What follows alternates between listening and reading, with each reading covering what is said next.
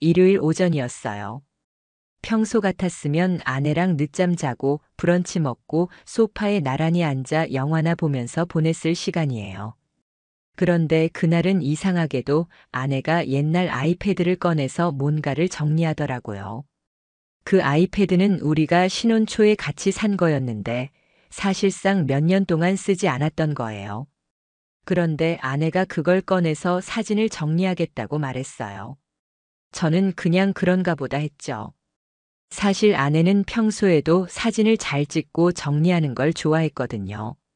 그날 오후에 아내는 친구 만나러 나간다고 나갔어요. 당연히 저는 의심도 하지 않았어요. 문제는 그 아이패드였어요. 꺼져 있어야 정상인데 소파에 켜진 상태로 놓여 있었어요. 충전기에도 꽂아두지 않았는데 배터리가 꽤 남아 있었고 화면에는 로그인된 상태 그대로 열려 있었죠. 저는 원래 다른 사람 기기를 절대 안 들여다보는 성격인데 그날은 이상하게 손이 저절로 갔어요. 뭔가 불안했어요. 지금 생각하면 직감이었던 것 같아요. 아이패드를 열자마자 눈에 띈 앱이 있었어요. 인스타그램이었죠.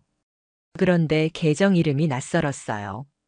선데이 모닝 하트라는 아이디였고 프로필 사진은 분홍색 장미 한 송이였어요. 닉네임은 은서라고 되어 있었고 위치는 설해마을로 되어 있었어요. 저는 순간 심장이 멎는 줄 알았어요. 아내 이름도 아니고 우리 집 위치도 아닌 그 낯선 정보들에 머리가 어지러웠어요. 제가 뭘 잘못 본 건가 싶어서 손가락이 떨렸어요. 프로필을 더 내려보니 소개글에는 이렇게 적혀 있었어요. 미혼, 33, 커피와 산책 그리고 조용한 음악을 좋아하는 감성적인 여자. 혼자보단 둘이 좋은 시간이 좋아요. 저는 숨이 턱 막히는 느낌이었어요. 아내는 올해 38이에요. 결혼한 지는 벌써 7년이 넘었고요. 저랑은 반대로 감성적인 걸 별로 안 좋아하는 사람인데 저기에 적힌 말들은 전부 아내 입에서 한 번도 들어본 적 없는 표현이었어요. 특히 프로필 사진을 확대해 보니 귀걸이가 문제였어요. 그 귀걸이 제가 작년 생일 선물로 직접 골라준 제품이었거든요. 너무도 정확하게 기억나는 디자인이었어요. 아내는 그 귀걸이를 일상에선 거의 안 꼈어요. 특별한 날에만 착용했는데 그 사진에서 귀걸이를 하고 있었던 거예요. 배경은 어딘가 고급스러운 와인바 같았고 미소도 평소보다 훨씬 부드러웠어요. 저는 이게 단순한 테스트 계정이 아니라는 걸 그때 직감했어요. 피드로 내려가니까 더 이상했어요. 사진들이 40장 넘게 올라와 있었는데 대부분 음식점이나 카페 혹은 실내 데이트 장소였어요. 그런데 모든 사진이 혼자 찍은 것처럼 보여도 구도나 손의 위치를 보면 분명 누군가가 함께 있다는 느낌이 들었어요. 특히 와인잔 두 개가 마주 있는 사진, 그건 말이 안 됐어요. 설명도 이랬어요. 오랜만에 좋은 사람과 말없이 있어도 편한 그 사람. 저 표현을 보고 저는 손이 부들부들 떨렸어요. 그 말은 저와는 정반대였거든요. 저랑 있을 때는 늘 뭐라도 해야 하고 대화가 끊기면 어색해하던 아내였어요. 그런데 저기서는 말없이 있어도 편하다니요. 더 끔찍했던 건 다이렉트 메시지였어요. 저는 실수인 척 눌러봤고 거기서 수많은 메시지를 봤어요. 전부 남자였어요. 이름도 모르는 사람들과 대화를 주고받고 있었고 어떤 사람과는 꽤 친밀한 말투로 이야기하고 있었어요. 은서야, 어제 너무 좋았어.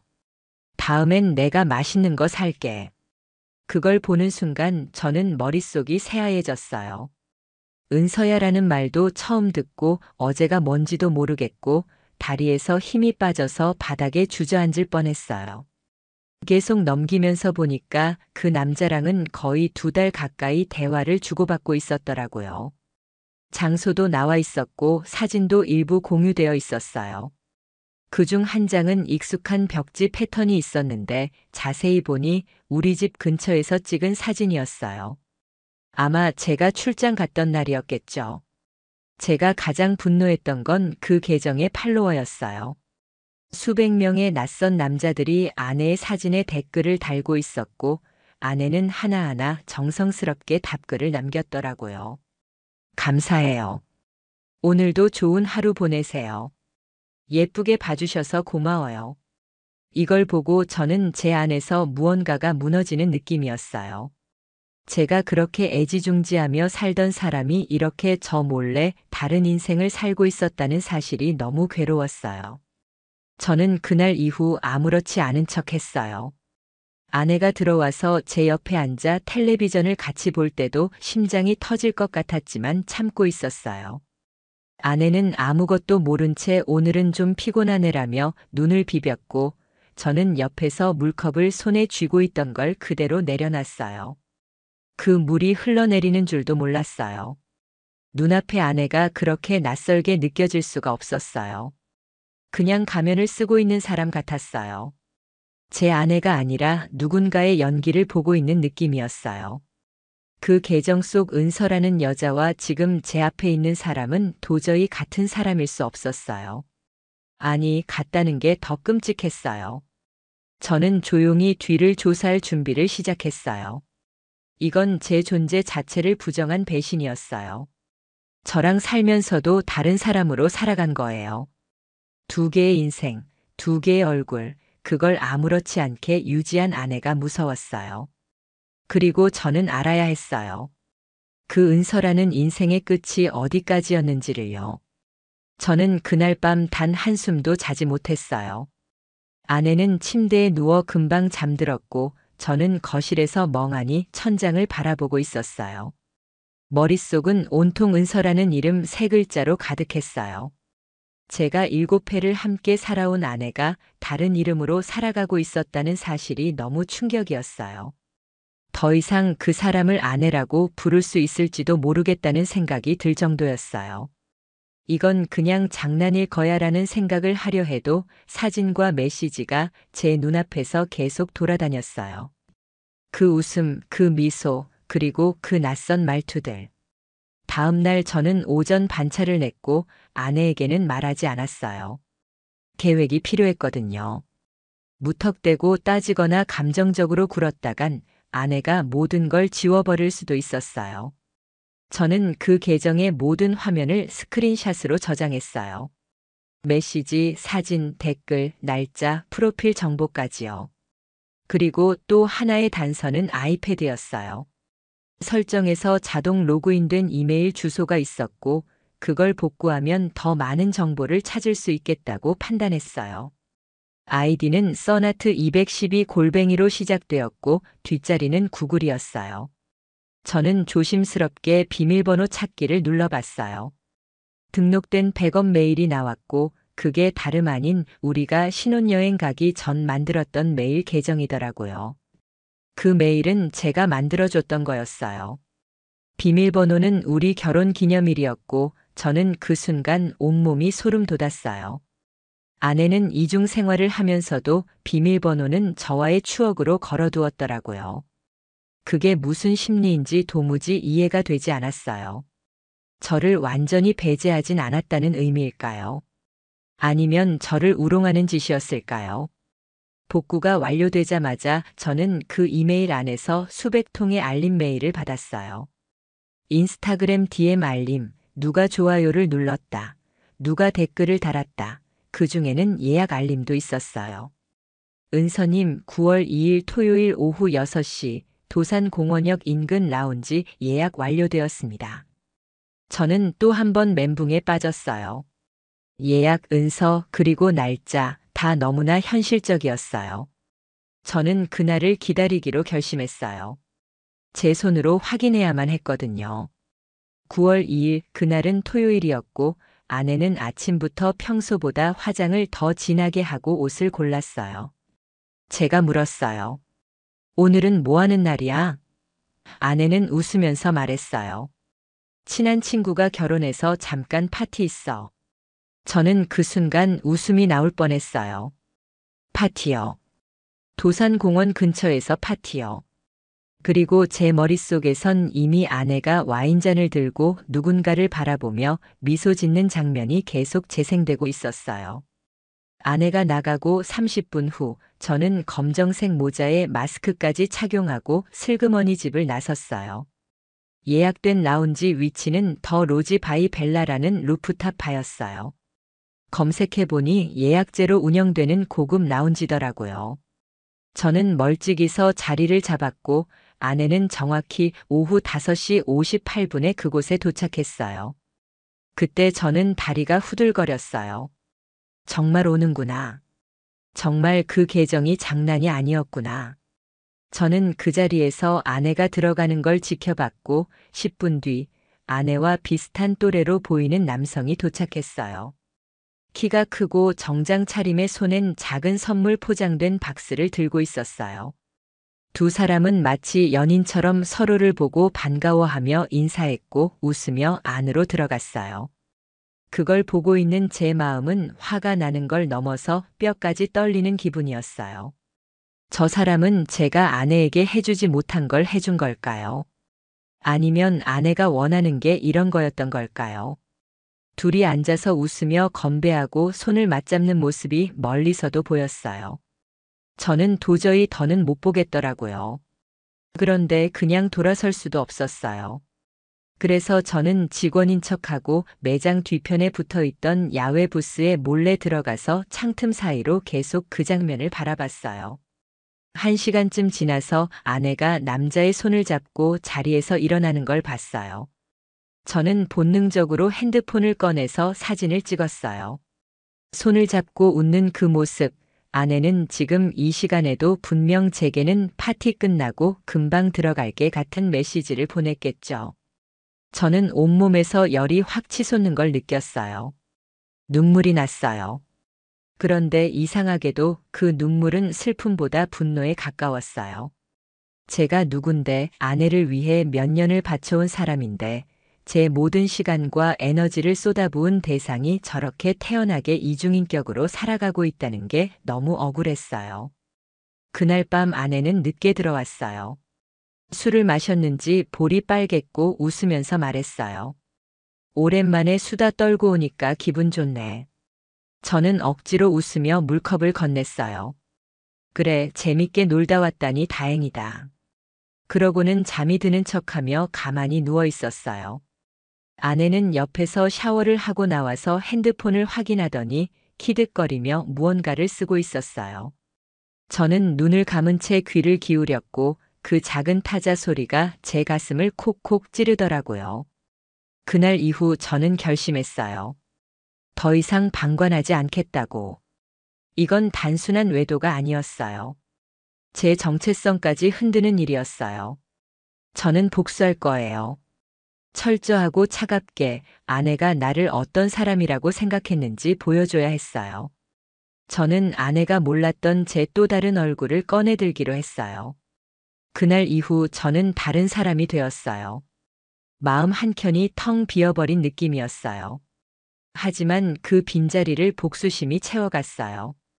저는 아무렇지 않은 척 일상생활을 이어갔지만 속으로는 모든 걸 뒤엎을 계획을 세우고 있었어요. 이대로 끝낼 수는 없었어요. 아내가 다른 이름으로 다른 인생을 살았던 것처럼 저도 이제 다른 얼굴을 꺼낼 차례였어요. 저는 아무 말도 하지 않았지만 머릿속에선 이미 시뮬레이션을 수백 번 돌리고 있었어요. 먼저 저는 아내의 비밀 SNS 계정에 계속 접속했어요. 다이렉트 메시지는 그대로 유지됐고 그 남자와의 대화는 더 노골적이었어요. 다음 주엔 우리 어디 갈까? 은서야 보고 싶다. 이 메시지를 보는 순간 저는 이를 악물었어요. 그리고 그 아래에 아내가 남긴 답장. 나도 너무 기다려져. 이번엔 조용한 곳에서 오래 있고 싶어. 저는 핸드폰을 바닥에 던질 뻔했어요. 그런데 더 소름 돋는 건 그 남자의 프로필이었어요. 이름은 민석, 나이는 36, 직업은 사진 작가라고 되어 있었어요. 팔로워 수는 적었지만 피드에 올라온 사진들을 보니 프로처럼 찍은 작품들이 많았어요. 저는 곧장 조사를 시작했어요. 민석이라는 남자가 어떻게 아내를 알게 됐는지, 어디서 만났는지를요. SNS를 타고 들어가니 그 남자가 자주 가는 장소 태그가 보였어요. 서촌, 북촌, 도산대로 대부분 아내가 다녀온 곳과 겹쳐 있었어요. 저는 사진 속 배경을 하나하나 확대해 보며 시간을 확인했고 결국 하나의 실마리를 찾았어요. 사진 속 한 카페의 의자 모양과 인테리어가 아내의 피드 속 사진과 완전히 일치했던 거예요. 저는 그 카페를 찾아갔고 실제로 그 의자에 앉아서 찍은 사진 구도를 맞춰봤더니 정확히 겹쳤어요. 저는 그날부터 민석이라는 남자를 추적하기 시작했어요. SNS로 파악한 활동 패턴, 자주 방문하는 장소, 댓글로 언급된 사람들의 정보까지 모조리 정리했어요. 그중 한 명이 결정적이었어요. 민석의 친구로 보이는 남자였는데 둘이 태그된 게시물이 많았어요. 저는 그 친구의 프로필에 접속해서 팔로워 목록을 훑어보다가 아내의 비밀 계정이 좋아요를 누른 게시물을 확인했어요. 그걸 보고는 의심이 확신으로 바뀌었어요. 아내는 민석의 주변 인물과도 이미 연결되어 있었던 거예요. 이건 단순한 SNS 바람이 아니었어요. 아예 그쪽 인생에 들어가 있는 상태였어요. 어느 날 밤 저는 아내의 핸드폰을 다시 확인했어요. 예전과 달리 요즘은 잠금도 걸지 않고 테이블에 놓고 샤워하러 들어가더라고요. 저는 최대한 빠르게 문자 메시지를 살펴봤어요. 그리고 민석이라는 이름은 없었어요. 대신 저장명 마카롱이라는 이름으로 등록되어 있었어요. 그걸 본 순간 진짜 어이가 없었어요. 제 아내는 불륜 상대를 마카롱으로 저장해 놓고 저한테는 요즘 달달한 게 당긴다며 집에 들어올 때마다 마카롱을 사오곤 했어요. 그게 전부 이중적인 행동이라는 걸 알았을 때 제 마음은 부서졌어요. 문자 내용은 더 기가 막혔어요. 은서야, 다음번엔 너한테 어울리는 화이트 셔츠 준비했어. 너 그거 입으면 정말 분위기 있어 보이거든. 저는 그 문장을 읽는 순간 손이 떨렸어요. 아내는 제가 아무리 옷을 사줘도 취향 타령하며 잘 안 입던 사람이었어요.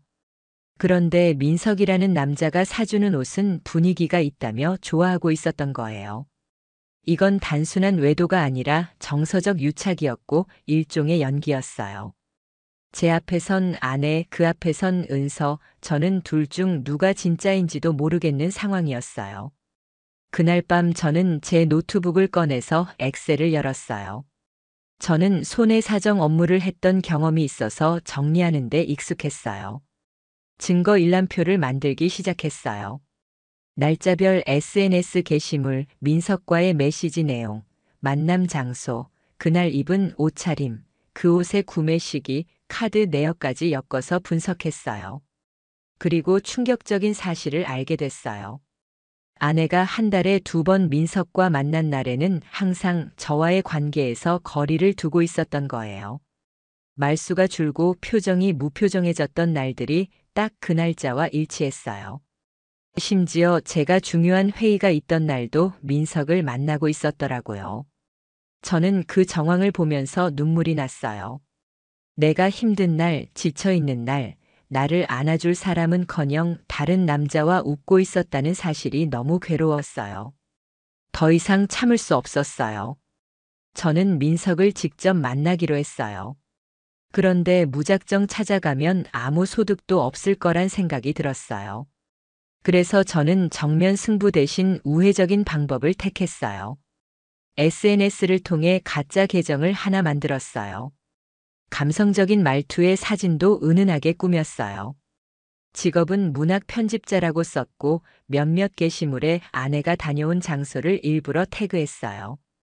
그러자 며칠 후 민석이 제 게시물에 좋아요를 눌렀고 결국 팔로우 신청이 왔어요.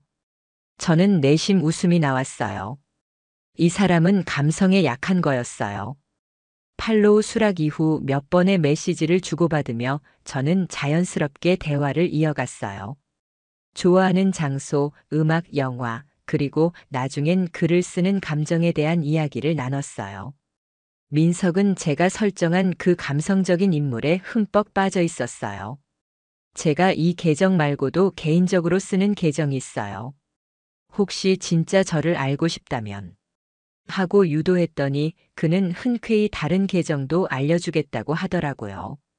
그 계정은 충격 그 자체였어요.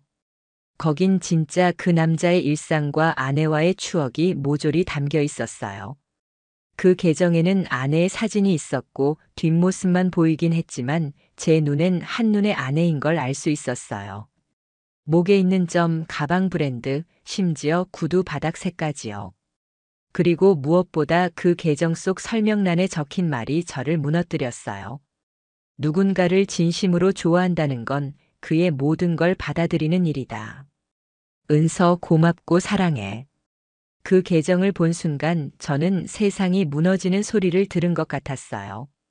아내가 누군가에게 고맙고 사랑해라는 말을 들을 정도로 깊게 얽혀 있었다는 사실에 눈이 뒤집히는 줄 알았어요. 저는 바보였어요. 그동안 저 혼자만 진심이었고 저 혼자만 결혼이라는 울타리 안에 있었던 거예요.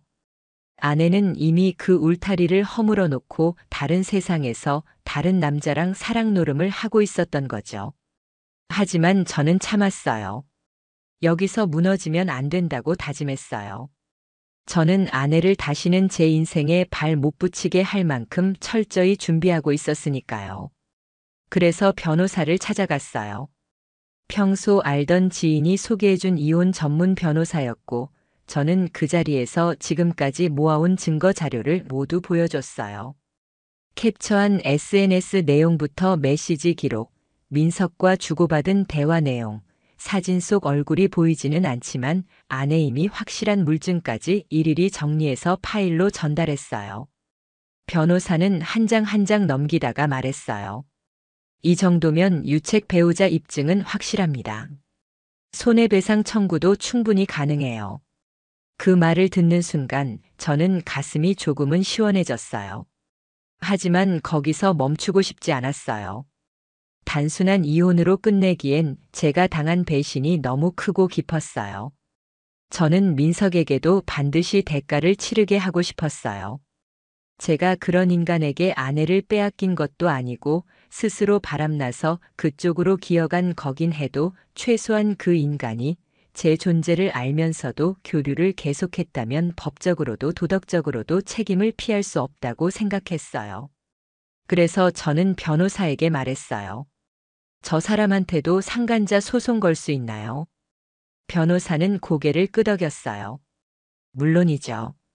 명백한 증거가 있으니까요. 위자료는 3천에서 5천 수준으로 잡을 수 있습니다. 저는 단호하게 말했어요. 최고액으로 가주세요. 가능한 모든 수단을 동원해서요. 그날 이후 저는 아내와 더는 부부로서의 대화를 하지 않았어요. 겉으론 평소처럼 행동했지만 그건 전부 연기였어요.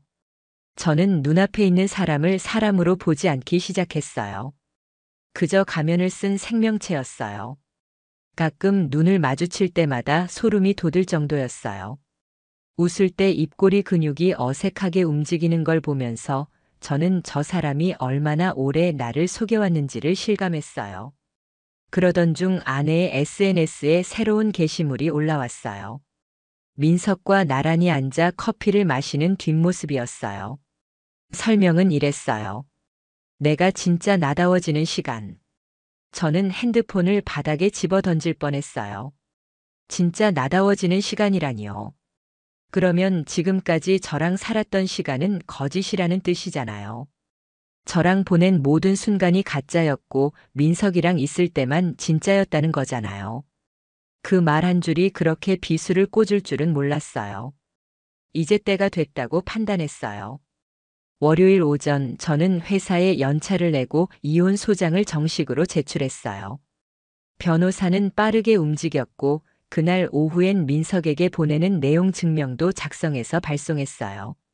모든 절차는 속전속결로 진행됐고 저는 아내에게 통보만 남겨두고 있었어요.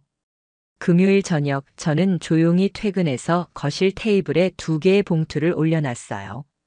하나는 이혼 소송 서류, 하나는 상간자 소송 내용 증명 복사본, 그리고 조용히 소파에 앉아 TV를 켜놨어요. 아내는 평소처럼 들어왔어요. 방긋 웃으며 말했어요. 오늘 저녁 뭐 먹을까? 나 배고파. 저는 TV에서 눈을 떼지 않고 말했어요. 먹기 전에 이거부터 봐. 아내는 무슨 말인가 싶었는지 테이블 위에 봉투를 들여다봤고 그 안에서 서류를 꺼내는 순간 표정이 일그러졌어요. 처음엔 어리둥절한 얼굴이더니 곧 입술이 파르르 떨리기 시작했어요. 이게 뭐야? 저는 조용히 말했어요. 그동안 잘 지냈지. 은서 씨. 아내는 그 말을 듣는 순간 얼굴이 창백해졌어요. 숨을 들이키며 물었어요. 당신 어떻게? 저는 한치의 감정도 없이 말했어요. 너랑 그 남자랑 나눈 메시지, SNS, 사진, 만난 장소 다 확인했어. 내가 어떤 사람인지 이제야 제대로 알겠더라고. 아내는 아무 말도 못하고 고개를 숙였어요. 손에 들고 있던 서류가 바닥에 떨어졌고 그녀는 소파 앞에 무릎을 꿇었어요. 미안해. 정말 미안해. 그런 의도 아니었어. 그냥 저는 말을 끊었어요. 그냥 재미였다고 하겠지. 그냥 위로였다고 하겠지. 그런데 그거 알아. 너 그 사람한테 사랑해라고 했더라. 나는 7년 동안 그 말 듣지도 못했거든. 그 순간 아내는 울기 시작했어요. 엉엉 우는 소리가 거실을 울렸지만 저는 아무 감정도 없었어요. 그 소리가 차라리 소음처럼 들렸어요. 그날 밤 아내는 방 안에서 계속 울고 있었고 저는 새로 이사 갈 집의 인테리어 사진을 보고 있었어요. 이번엔 혼자 살게 될 곳이었어요. 이제 제 인생은 아내가 없는 인생으로 전환되고 있었어요. 그 다음 주 월요일 변호사로부터 전화가 왔어요. 상대방에게 소장이 정식으로 전달됐고 민석 쪽도 이미 내용 증명을 수령했다고 하더라고요. 아내는 평소보다 더 말수가 줄었고 눈도 잘 마주치지 않았어요. 하지만 저는 그런 아내의 태도에 일말의 동정도 느끼지 않았어요. 이제 와서 미안하다고 고개를 숙인다 한들 이미 망가질 대로 망가진 관계였고 회복이란 말 자체가 사치처럼 느껴졌어요. 그날 오후 저는 민석의 SNS를 다시 열어봤어요. 그의 계정은 비공개로 전환돼 있었고 프로필 사진도 사라져 있었어요. 대신 그의 친구 계정에는 새로운 글이 올라와 있었어요. 요즘 인간관계가 힘들다. 사람 보는 눈을 길러야겠다. 이 글을 보며 저는 웃음도 나지 않았어요. 민석은 그동안 은서를 만나며 자신의 감성적인 세계가 완성됐다고 믿었겠지만 사실 그 감성은 다른 사람의 가정을 파괴하면서 만들어진 위선이었죠. 며칠 뒤 아내는 저에게 조용히 말을 꺼냈어요. 혹시 이혼 말고 합의로 끝내면 안 될까? 저는 단호하게 고개를 저었어요. 그럴 생각 없어. 넌 이미 내 가정에 두 얼굴을 뒤집어 씌웠어. 그걸로 끝이야. 아내는 잠시 멍하니 있다가 고개를 떨구었고 그날 이후 더 이상 어떤 변명도 하지 않았어요. 법적 절차는 빠르게 진행됐어요. 변호사가 워낙 꼼꼼하게 자료를 준비해줬고 아내와 민석 모두 아무런 반박도 하지 못했어요. 민석은 결국 위자료 5천만 원을 납부하라는 판결을 받았고 아내와의 관계에 대해서도 공개적으로 책임을 져야 하는 상황이 됐어요. 아내는 당연히 유책 배우자로 판결됐고 재산 분할에서도 저는 압도적으로 유리한 위치에 있었어요. 우리 둘이 공동 명의로 등록했던 아파트는 법원 명령에 따라 저에게 귀속됐고 아내는 짐을 싸서 나가야 했어요. 나가는 날 아내는 현관문 앞에서 말없이 저를 바라봤어요. 예전에는 그 눈빛이 사랑처럼 느껴졌지만 그날의 그 눈빛은 죄책감도 아니고 미안함도 아니었어요. 그냥 끝났다는 자각 그뿐이었어요. 저는 그 눈을 바라보며 아무 말도 하지 않았어요. 그리고 문이 닫히는 소리와 함께 우리 결혼 생활도 조용히 종료됐어요. 민석은 그 후로 SNS를 완전히 닫았고 지인들 사이에서도 그의 이야기는 빠르게 퍼져나갔어요. 사진작가라는 명함도 이제는 어디서도 찾을 수 없었고 그가 찍던 전시회도 전부 취소됐다는 소식이 들려왔어요. 몇몇 지인은 그가 다른 지역으로 잠적했다는 말도 했지만 저는 더 이상 관심이 없었어요. 이미 그는 제 인생에서 지워진 이름이었고 책임만 남긴 채 끝난 존재였어요. 아내는 이혼 이후 고향 근처로 내려갔다는 소식을 전해 들었어요. 부모님과도 사이가 좋지 않아서 혼자 지낸다고 하더라고요. 이전처럼 SNS에 사진을 올리지도 않았고 모든 계정을 삭제했다고 해요. 민석과도 연락을 끊은 지 오래라고 하더라고요. 그게 사실이든 아니든 상관없었어요. 저는 이미 아내라는 사람을 제 기억에서 지워버렸으니까요. 혼자 남겨진 저는 어떻게 됐냐고요. 저는 생각보다 괜찮았어요. 오히려 훨씬 편안했어요. 새 아파트로 이사했고 회사와 가까워서 출퇴근도 수월해졌어요. 주말이면 좋아하던 산책을 했고 카페에서 책을 보며 조용한 시간을 보냈어요. 가끔은 예전 사진들을 꺼내보곤 했지만 이젠 미련도 없어요. 그 사진 속 웃는 얼굴도 결국 가면이었다는 걸 알게 된 이후부터는 더 이상 감정이 잃지 않았어요. 제가 복수를 하고 싶었던 건 단순히 보복하기 위해서가 아니었어요. 진실을 마주하지 않고 사는 게 더 지옥이라는 걸 아내에게 알려주고 싶었어요. 두 얼굴로 사는 게 얼마나 많은 사람을 무너뜨리는 일인지 그 대가를 똑똑히 느끼게 하고 싶었어요. 그리고 저는 해냈어요. 흔들리지 않고 무너지지 않고 철저하게 완벽하게. 결국 제 손으로 진실을 끄집어내고 제 손으로 관계를 끝내고 제 발로 새로운 삶을 걸어나갔어요. 그게 제가 할 수 있는 최고의 복수였어요.